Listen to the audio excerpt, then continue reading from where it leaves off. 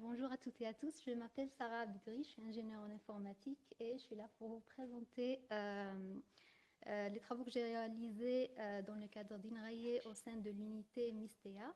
Donc le sujet porte sur l'intégration de données RDF et JSON dans OpenSilex en utilisant GraphQL qu'on a nommé Silex Explorer.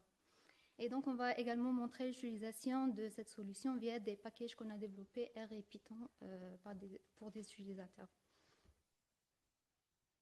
Donc, je vais commencer par poser un petit peu de contexte et la problématique qui motive le travail. Et ensuite, je détaillerai la solution d'intégration qui est basée sur le service GraphQL. Après, je parlerai des packages R et Python qui ont été développés justement et destinés pour l'exploitation directe par des utilisateurs de la solution. Et enfin, on conclut par quelques perspectives pour la suite de travail. Donc, les données en agriculture, on manipule énormément de données qui proviennent de multiples sources, donc différentes représentations, des ressources génétiques, des événements, de l'imagerie et aussi des données environnementales. Ces données sont très hétérogènes et à différents niveaux, notamment les différents contextes et donc des vocabulaires qui diffèrent selon la discipline. Donc, on aura des vocabulaires génétiques, phénotypiques, environnementaux et ils sont aussi à multiples échelles et donc différentes structures. Donc, on aura des échelles spatiales, temporelles et aussi organisationnelles. On peut étudier des plantes, des organes jusqu'à niveau intracellulaire. Donc, toute cette hétérogénéité de données fait que pour les étudier, on a besoin de faire des croisements de ces données et pour avoir de l'information utile. D'où notre problématique, comment regrouper ces données hétérogènes. Donc, avant d'entamer la solution, je vais présenter deux éléments que j'ai déjà cités dans mon titre, donc OpenSilex et GraphQL. OpenSilex, peut-être il y en a plusieurs parmi vous qui le connaissez déjà, mais c'est Système Information pour l'expérimentation. Comme son nom l'indique, c'est une suite logicielle qui est conçue pour la gestion des données issues des expérimentations agronomiques et environnementales.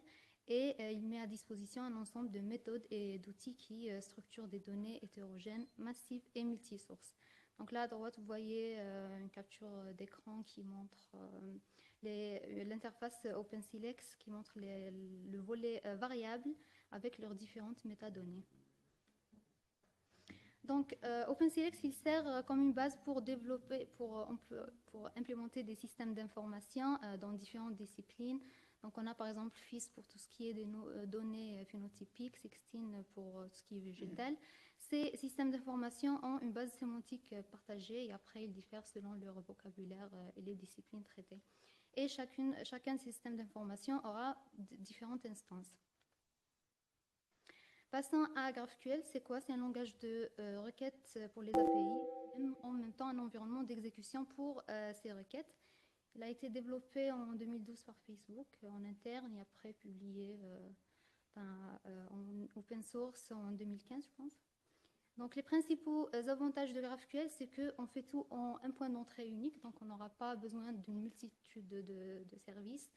On peut faire des requêtes très précises, donc l'utilisateur spécifie exactement les champs dont il a besoin, donc ça évite tout ce qui est problème d'over et d'interfetching. Un accès multisource, donc en une seule requête GraphQL, on peut récupérer des champs et des informations des différentes sources avec des performances bien optimisées. On a également une documentation intégrée, donc l'utilisateur peut visualiser tout ce qui est schéma de données et les différentes requêtes qu'il pourra effectuer. Et aussi, l'évolutivité, elle est très simple. Donc, on peut rajouter autant de types à interroger, de champs dans ces types, sans avoir à faire des nouvelles versions. Donc, là, à droite, un exemple d'une requête GraphQL simple dans laquelle on récupère les expériences avec les champs, avec uniquement les champs ID, label, la date de début et la date de fin. Donc, on reçoit une réponse en JSON exactement pareil à ce qu'on a demandé et dans l'ordre demandé.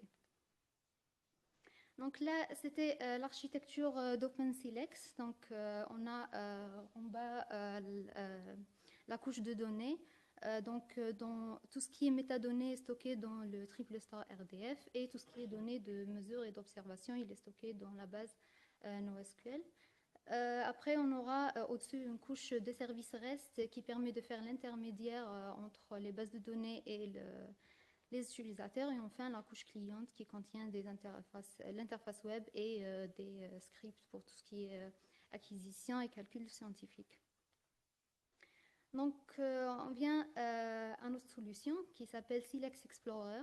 Donc, l'idée est simple, on essaie de faire une sorte d'enveloppe sur chacune des bases de données pour cacher leur complexité.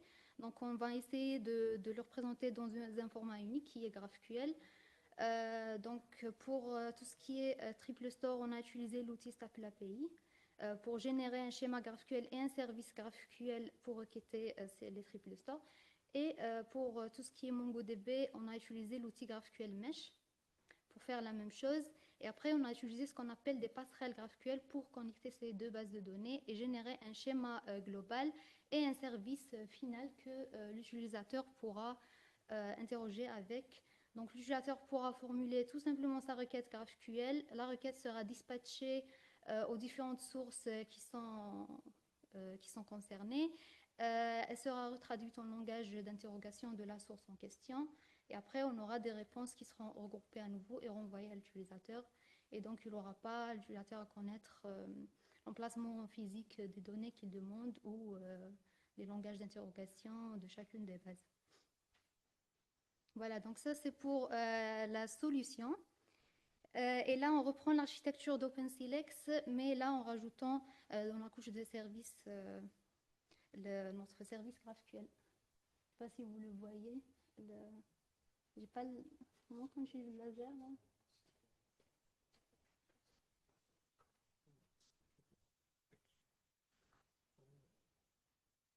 Ok.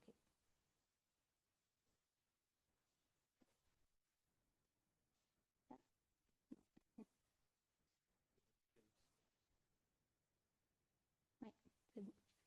Donc là, dans la couche des services, on a rajouté un autre service GraphQL pour permettre un accès aux données. Donc, pour l'interface graphique, on a utilisé l'outil GraphQL qui sert pour une interface graphique aux différents services GraphQL. Donc, à gauche, là, on peut voir l'explorateur où l'utilisateur peut voir toutes les requêtes qu'il pourra effectuer avec les différents champs. Il pourra construire sa requête GraphQL via l'Explorer directement, comme il peut l'écrire directement au milieu. Et il aura la réponse à gauche en JSON. Donc, l'un des principaux avantages de requêtes de Silex Explorer, c'est les requêtes fédérées. Donc, on peut en une seule requête requêter des champs qui sont situés dans des bases différentes. Donc là, l'exemple de Pau, qu'on récupère l'identifiant type, le label, les dates de création de destruction à partir de Triple Store et tout ce qui est géométrie à partir de MongoDB. Ces requêtes sont performantes, donc on a fait des tests de performance en comparant les services REST classiques avec le service GraphQL. Donc la requête qu'on a utilisée, vous la voyez à gauche là, donc on récupère des parties qui sont stockées dans RDF, donc des métadonnées, mais également de la géométrie. Donc c'est une requête fédérée qui va dans les deux sources de données. Et on a mesuré les temps de réponse selon le nombre d'éléments récupérés. Donc en bleu, on voit bien que la courbe qui représente le reste, donc à un certain volume, elle devient exponentielle par rapport à son équivalent GraphQL qui est plutôt linéaire et stable. Voilà, donc pour la solution, et après, pour faciliter l'utilisation de cette solution, on a développé des packages R et Python qu'on a nommé Silex Explorer R et Py pour Python. Ces packages facilitent l'interaction avec ce service pour des chercheurs. Donc, ils permettent l'accès unifié aux différentes instances, permettent de faire des croisements et des intégrations avec des options de filtrage, des visualisations et d'exploration, d'analyse, avec des performances optimisées grâce au service et en assurant la compatibilité inter-instance. Donc, avant de présenter les différentes fonctions dans le package, je voulais juste introduire quelques notions essentielles dans OpenSilex. Donc, on manipule des données, des expérimentations qui sont menées sur des objets scientifiques. Donc, tout objet manipulé, que ce soit par exemple des plantes ou des pots, sont identifiés d'une façon unique par des URI. Pas uniquement les objets scientifiques, mais également tout ce qui est manipulé dans l'expérimentation, partant de l'expé en elle-même, et aussi les capteurs qui font par exemple les mesures, l'imagerie, donc les devices, et également les installations environnementales dans lesquelles on fait des études, donc les facilities. Voilà donc une liste des fonctions que proposent les deux packages. Donc pour le moment, ils sont équivalents. Ils proposent les mêmes fonctionnalités, donc des fonctions pour l'authentification, pour tout ce qui est expérience. On peut récupérer la liste des expériences, sur l'instance, la liste des objets scientifiques manipulés dans l'expérience, la liste des variables, la liste des facteurs par expérience, la liste des données par expérience, etc. Et donc, on aura des fonctions pour les objets scientifiques, pour les facteurs, pour tout ce qui est installation et les capteurs. Donc, ça, c'est la structure de package Silex Explorer P.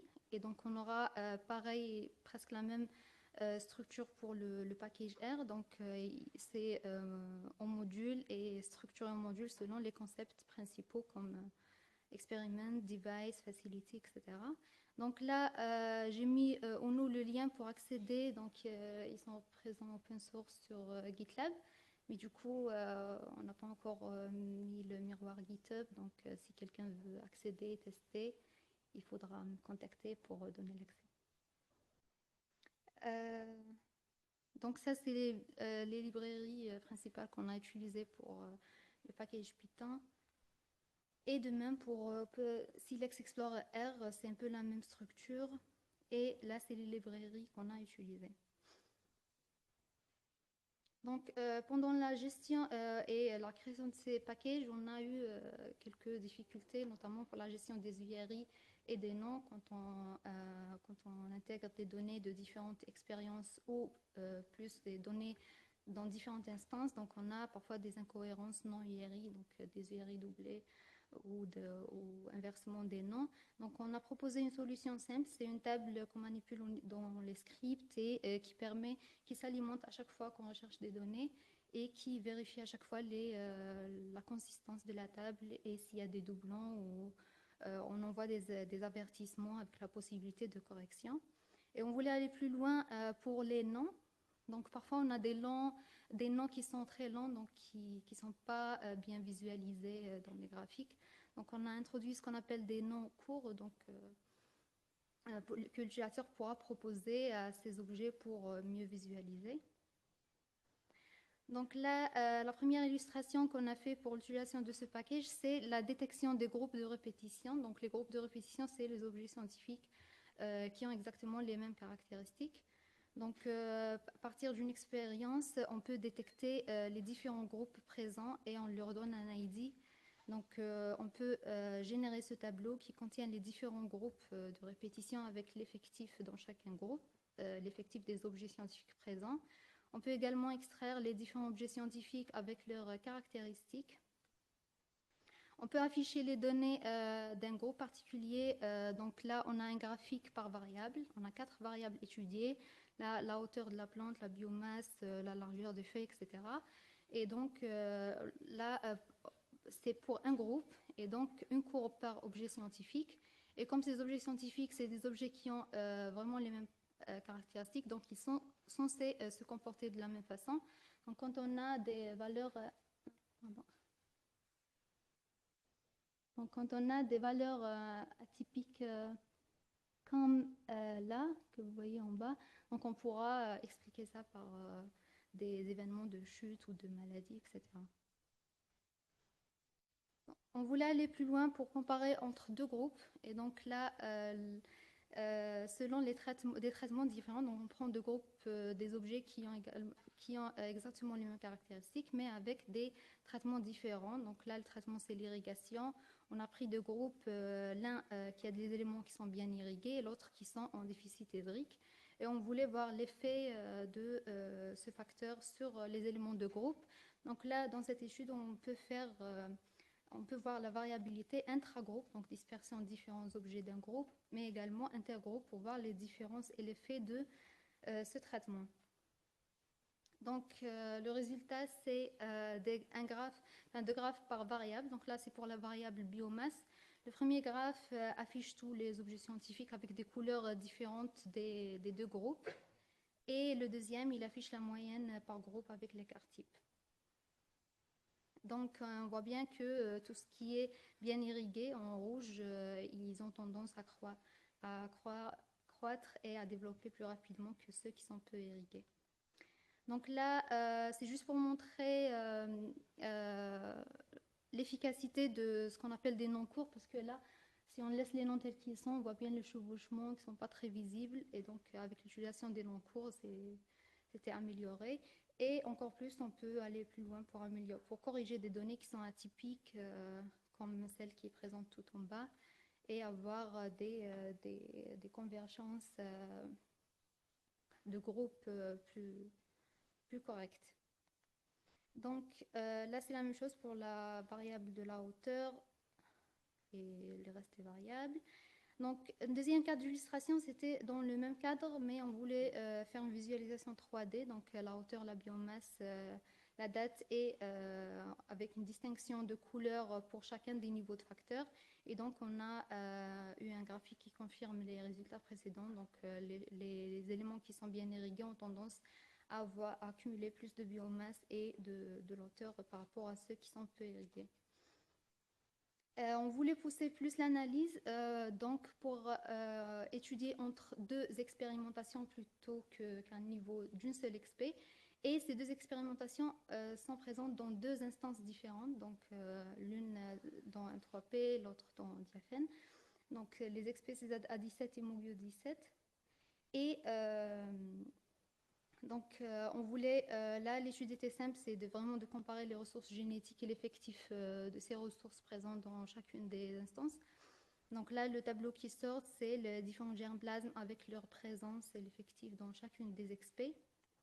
Et là, c'est le graphique qui montre les différents germplasmes en commun avec leurs effectifs. Donc là, c'est un cas vraiment simple pour montrer qu'on peut accéder à deux expérimentations en même temps, à deux instances, et donc on pourra faire des analyses de haut niveau. Là, par exemple, pour des instances qui sont plus sur des installations et d'autres qui sont sur les champs, on pourra comparer et voir les effets environnementaux, par exemple. Voilà, on est arrivé à la fin de la présentation. Donc, on a des perspectives, bien sûr, pour ce travail. Développer plus de regroupement des objets scientifiques selon divers critères, notamment les dimensions spatio-temporelles, les ressources, les facteurs. Mettre en place d'autres visualisations spatiales.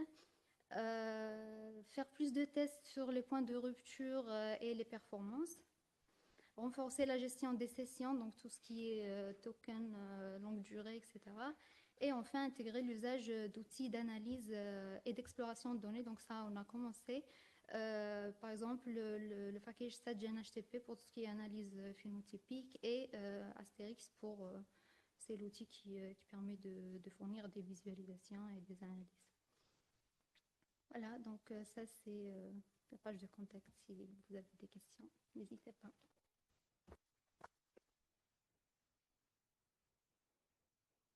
Merci Sarah. Est-ce qu'il y a 2-3 questions?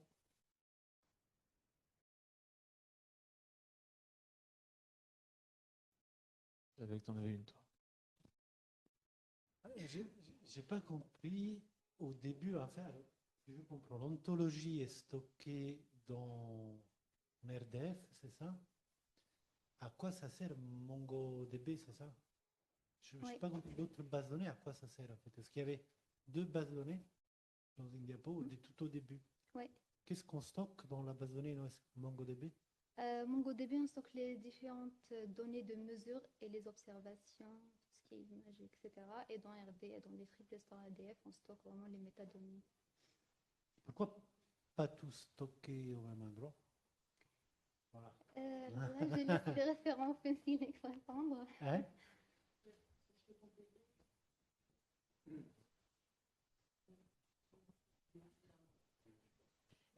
Du coup, au début, OpenSelect, on n'avait qu'une base RDF, mais en fait, ça passait pas à l'échelle. On a des gros volumes de données. Comme on va être sur des acquisitions, on peut être sur du haut débit. Donc, en volumétrie, on a couplé avec Mongo, qui permet de gérer le volume. Donc, dedans, dans Mongo, on va retrouver les données et le géospatial, parce que Mongo gère bien aussi le géospatial.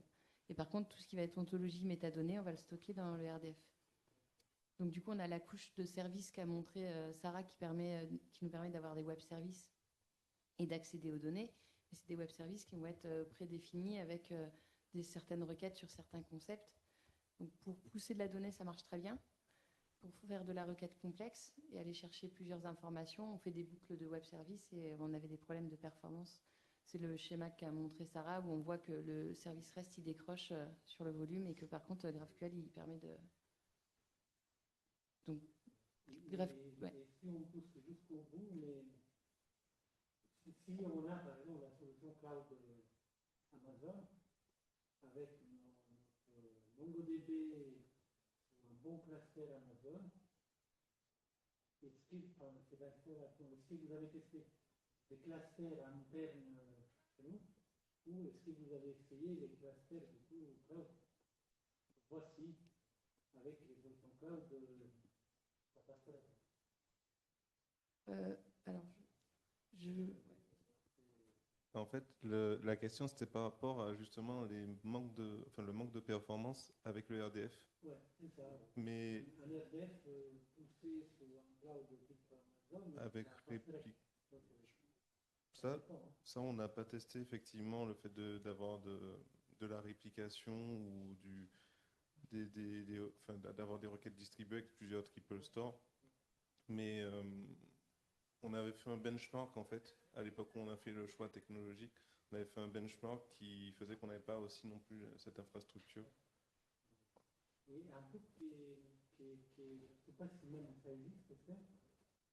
J'aime bien les tels parce qu'avec ces débits de tels, on extrait la donnée et après, parfois la donnée, ça c'est une donnée transactionnelle qu'on a, d'accord, c'est une donnée opérationnelle que vous stockez. Du coup, certains types d'analyse, on ne peut pas tout les faire, il faut manipuler un peu la donnée avant de l'analyser. Je dis bêtement, par exemple, si dans ton ontologie, ton capteur, il n'est pas associé à, par exemple, pas associé à la ville, hein, donc tu n'as pas le concept de ville dans ton ontologie, tu ne pourras pas regrouper tes données par ville. Du coup, je me demande, est-ce que moi je m'attendrais, c'est que tous ces services web, on puisse aussi avoir comme des flows pour extraire la donnée, la rattacher à notre ontologie, concept de ville quelque part, et après faire la requête analytique. Comme on fait classiquement dans la donnée. C'est-à-dire qu'on a la base de données source, on la prend, on la transforme un peu, on la rattache à notre concept qui est la table ville d'une autre BD, et après là tu groupes par ville. Vous me demandez est-ce que ça serait intelligent même et faisable de faire en sorte d'ETL RDF. C'est déjà utile, voilà, dans vos analyses. Alors, les capteurs, par exemple, ils peuvent être spatialisés avec des positions. Après, rien n'empêche de se connecter à un service comme, je sais pas moi, peut-être GeoNames, qui aurait un Sparkle Endpoint avec justement de la géospatialisation et faire une requête dessus via le package. Enfin, je vois pas de donc, ton ontologie, elle